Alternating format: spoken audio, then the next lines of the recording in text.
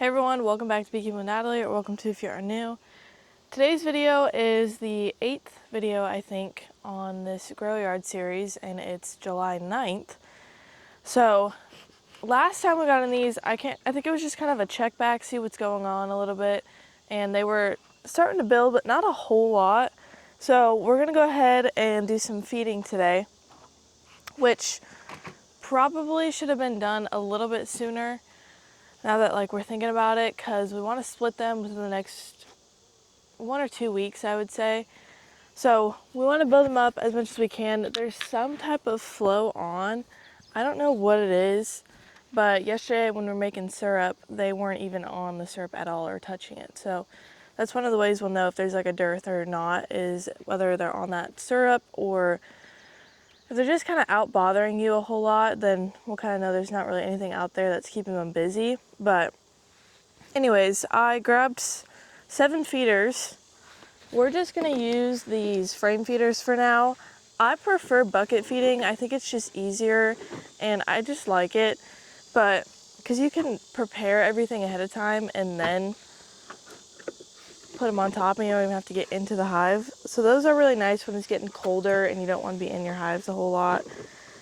But anyways, so I just grabbed some frame feeders here. These are just 1 gallon feeders, and we're gonna go ahead and do all of these hives, hopefully so we can split them here soon. Now, last time I got into these girls, they were not too happy. I shouldn't have to get into them too much. Should just need to be in this top box. So feeding is not hard, but it can be time consuming, especially if you're making the syrup. But all of our other hives that have supers on right now, we're not feeding them. It's just this yard that we're feeding because we want to split them. So that's the only thing about growing. If you plan to grow your yards or whatever it is, ooh, that girl almost got me. You will have to cut back on honey. You won't get as much, or you might not get any. But you gotta pick between bees or honey a lot of times. You can do both, but it just won't be as much. Okay, I'm just gonna throw, where did I put this? A frame feeder in, and then I might pull, sometimes you have to pull 2 frames out. I might do that just to be, I don't know if I can get it to fit. Just on the bottom of those frames, huh? Huh?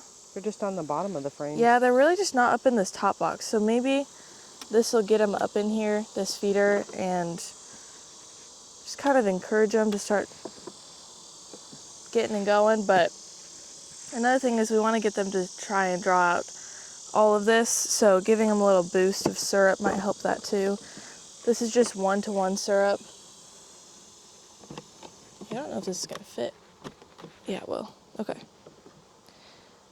Now these feeders, I know the biggest complaint about them is drowning, and I have noticed it, and it does tend to happen on some of those weaker hives that, I don't know why, especially it's really just a timing thing on these. I feel like if we do them later in the year, when it's starting to get cold outside and we're just trying to get some type of feed on, we really try not to do the frame feeders, because 1, we have to open up that hive to actually get in there and put the feed in, and also it's just water floating right there that they go into, and then if it's cold, it just freezes their bodies and they end up drowning in it. So later in the year, we try not to do these, but that's why we'll do bucket feeding, because it sits right on top of the hive. The heat from the colony will keep that syrup warm on top of those buckets, and the syrup just kind of drips out. So it's not like a fast, all of a sudden they got all this food. So anyways, but one of the things we do try to do to prevent drowning is just some sticks. So I'll just throw these in there. You can do, if you have some plywood that you cut up and you've got just a bunch of little extra pieces, cut it up really small and then put it in there. You can do that too. But for now, this is all we got. Now, usually we'll use a watering can. All year we have been on the hunt to find it. Every single time we use it, we've been trying to find it, and it's like, where's Waldo, but it literally where's the watering can? It could be in another yard, who knows, or in a truck somewhere. I have no idea. But we haven't used it since early spring. Yeah, it was probably early this year we used it. But so this will be fun. I'm just gonna pour it from the bucket. Which we're working on a completely different watering or yeah, we feeding have a system. system, but we've been saying that for 2 years. So Well, there's that. I'm just gonna try and pour it as best I can. If we're in the middle of a dearth, then spilling is the only time that really matters. If you spill a little bit, they'll just clean it up. But if we were in a dearth and I spilled this all over and it starts going out the entrance, that's when you'll start to worry a little bit, just because then you get other hives that want to start robbing and it's just kind of a mess. So, but right now it should be fine because there's some type of flow on. Okay, that's it.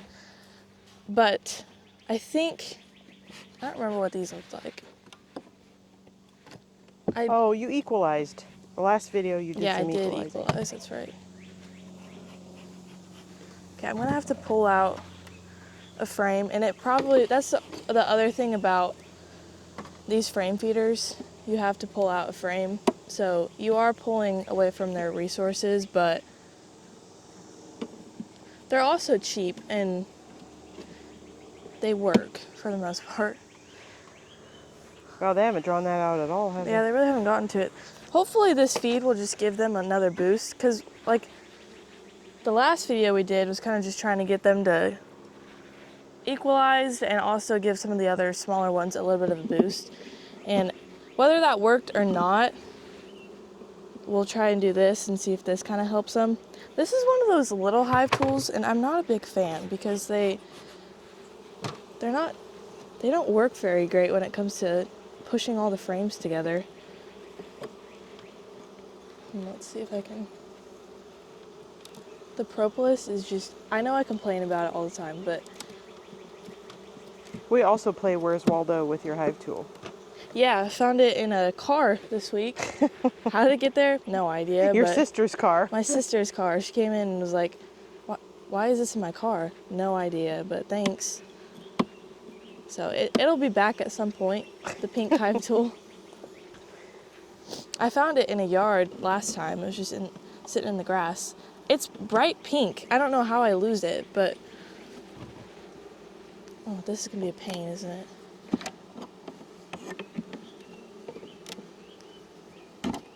If you want to just be smart, go ahead and pull 2 out. But I'm trying to leave as much space for them as I can. They're just not ready for a second box, are they? Doesn't look like it. Maybe the syrup will give them a little bit of a boost, and we'll be able to put them in a second box after this. But like, you can split singles, so we can still split them as long as they've got plenty of brood. You can for sure split them. So, okay, there we go. So this frame feeder, Oh yeah, so this one's got, it's definitely been used because somebody put zip ties on it to keep these from bending, and then there's chicken wire down in there to help with drowning. I haven't noticed, like, you can also buy these with the ladder. We have a few of them. There's a reason we don't like them, but I forget what it is.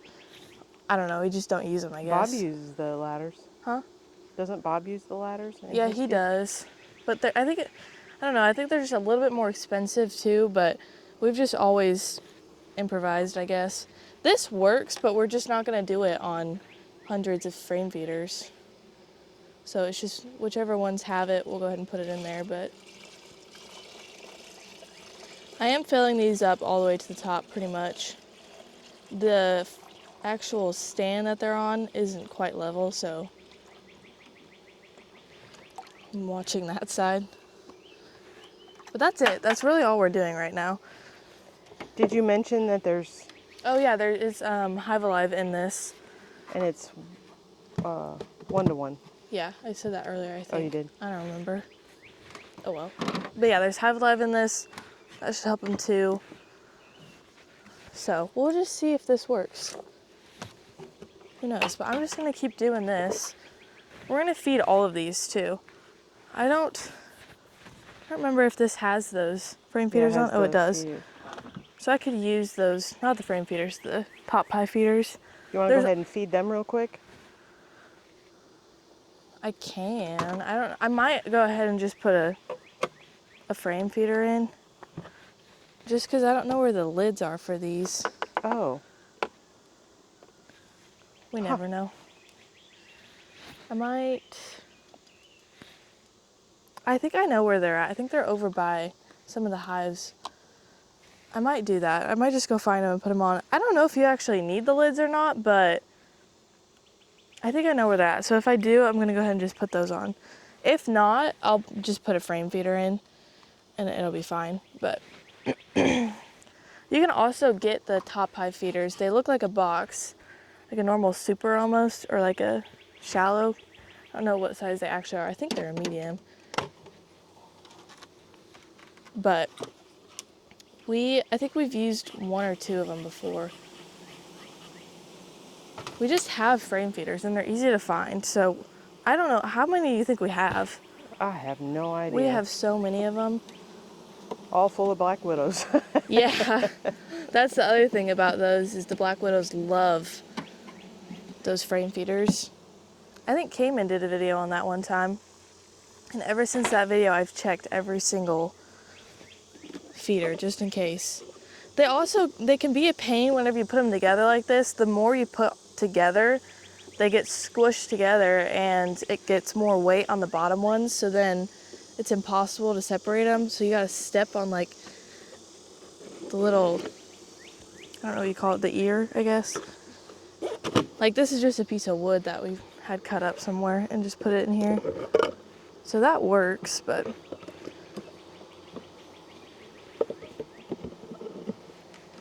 I just know this is gonna be a pain again.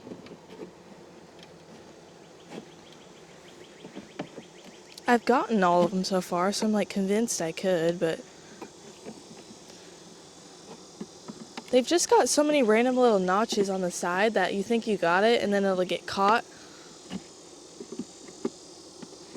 If it sticks out a little bit too, I'm not gonna be too mad about it. If there wasn't so much propolis and this wasn't so tight, this would be a quick little thing, but some of these, we have a few frame feeders too that you have to pull 2 frames out. Like they're just bigger frame feeders. Wonder if it depends on I the think it just company depends that on you the buy company. them from. Yeah, it does. Because we compared it to, I feel like I'm ruining our frames a little bit. Well, don't do that. I know. We compared some, I can't remember which ones they were. But they were actually bigger. I don't remember whose it was, but I'm going to throw another stick in here after I fill this. The other thing about frame feeders is they do start to bend, especially if they have enough room to do it. Like these ones should be okay because they're pretty tight, but eventually they'll start to bow out. So you can put like a stick down in the side like that or on both sides to keep it from doing that, because the more syrup you put in there, it just starts to bow out. But I think it was Bob, when we went up to Bob's, they had done that on a few of the That's right. frame I was feeders. trying to remember where it was. I saw it.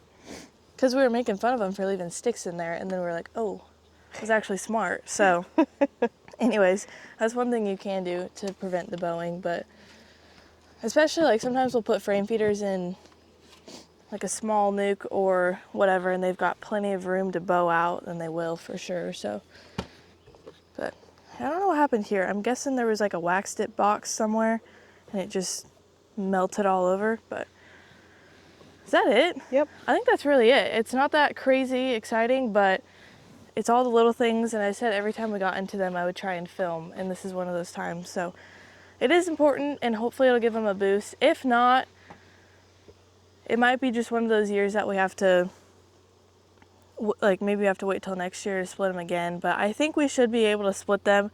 We could split them now if we wanted to and just get them down to like little nukes again, and you could totally do that. It just takes more to build them back up. So, but it's kind of the same thing as building them up right now, I guess. But anyways, so we're gonna try and build them up a little bit more, split in the next couple of weeks, and then probably get them all into singles and then try and put them into doubles before going into winter. So it's crazy to think about it, but we already have to think about overwintering, even though it's July.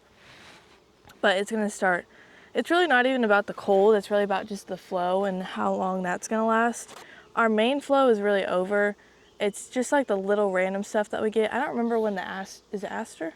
Yeah, it's not yet. That's later in the year. So we'll have that goldenrod, but it won't be too much. So hopefully that'll give them a little bit of a boost also. But anyways, I think that's pretty much it. So thanks for watching today's video. Follow along more bee adventures and be here next time on Beekeeping with Natalie.